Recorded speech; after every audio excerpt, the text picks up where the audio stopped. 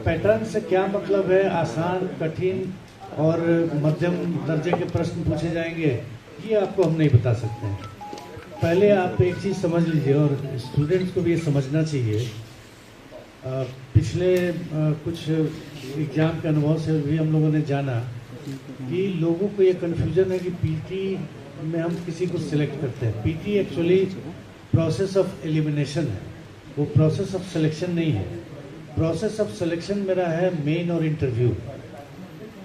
ऐसा कई लोगों ने कहा पिछले बार आसान प्रश्न थे, लेकिन चाहे पत्रकार बंधु हों, चाहे स्टूडेंट अभ्यर्थी हों या कोई कोचिंग वाले हों, आसान प्रश्न थे, सबने बताया। लेकिन किसी ने मेरे इस प्रश्न का जवाब नहीं दिया कि 3,30,000 लोगों ने पिछली बार पीटी दी थी, तो 2,03,000 लोग मिनिमम क्वालिफाइंग मार्क्स क्यों नहीं ला सके?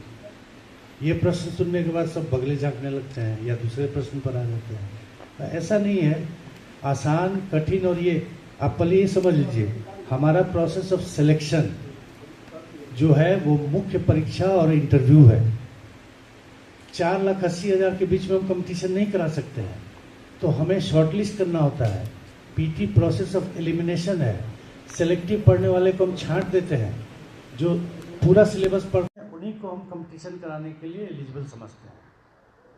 ये पूछना अपने आप में सिलेक्टिव स्टूडेंट आपको शो करता है कि पैटर्न क्या होगा। गांधी जी अगर सिलेबस में दिया हुआ है तो मैं ये भी पूछ सकता हूँ कि गांधी जी का जन्म कहाँ हुआ था, जो एक बच्चा भी जानता है। मैं ये भी पूछ सकता हूँ कि गांधी जी का इकोनॉमिक पॉलिसी का आज की तारीख में क्या रिलेवेंस है। कुछ भी पूछ सकता हूँ। अब सवाल आप पर है, आप अभ्यर्थी हैं, आपको गांधी जी का सिलेबस में तो आपको सब चीज़ पढ़ना है। अगर आप सिलेक्टिव पढ़ेंगे कि आसान, अब कई तरह के अजीबोगरीब बात सुनने में आई पिछले पीटी में कि हम तो यूपीएससी की तैयारी कर रहे थे, इसलिए इस बार पीटी में आसान प्रश्न हो गए, बीपीएससी में तो मेरा नहीं हुआ। ये कौन सी बात है भाई कि आप यूपीएससी की तैयारी करते तो आसान प्रश्न आए? तो जब मैंने आप गांधी जी पूरा पढ़ गए, लेकिन उनका जन्म कहाँ हुआ था पूछ देंगे तो आप नहीं कर पाएंगे, तो अच्छी बात नहीं है। तो मेरा ये कहना है कि हम आपको पैटर्न नहीं बताएंगे। हमको प्रोसेस ऑफ एलिमिनेशन के तहत हम किसी साल आसान पूछेंगे, किसी साल मॉडरेट और किसी साल कठिन प्रश्न पूछेंगे। ये आपको हम क्यों बताएं? हमको तो एलिमिनेट करना है। ये 4,80,000 को शॉर्ट लिस्ट करना है, उसको 13,000 पर लाना है। अभी 1298 यानी 1,300 सीट है, तो हमको 1,300 लेना है पीटी, 13,000 लेना है पीटी में। तो हम सब बता दें कि हम आसान पूछेंगे कि कठिन पूछेंगे, तब आपका अगला सवाल होगा कि भाई प्रश्न ही बता दीजिए क्या पूछिएगा। तो ये तो हमारी क्या स्ट्रैटेजी हो, आपको हम क्यों बताएं? हमको तो 4,80,000 में शॉर्ट लिस्ट करके मात्र 13,000 लेना। आपको तैयार रहना सब चीज़ के लिए, आसान, कठिन, मॉडरेट।